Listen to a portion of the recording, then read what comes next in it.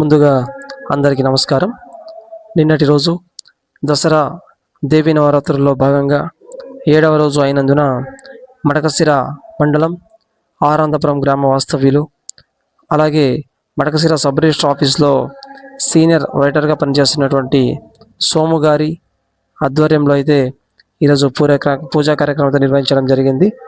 ఈరోజు మన మూర్తులకైతే ప్రత్యేకమైనటువంటి అలంకరణతో కూడిన దీపధూప నైవేద్య అభిషేక ప్రాకారోత్సవ కార్యక్రమాలైతే నిర్వహించడం జరిగింది. అదేవిధంగా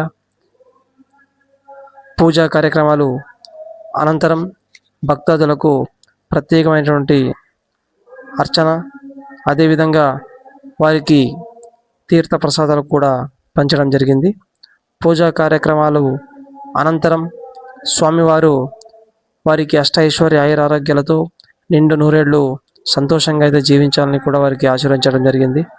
అదేవిధంగా ఈ పూజా కార్యక్రమంలో మన వృద్ధాశ్రమంలోని వృద్ధులు, అలాగే భక్తాదులు కూడా పాల్గొనడం విశేషం.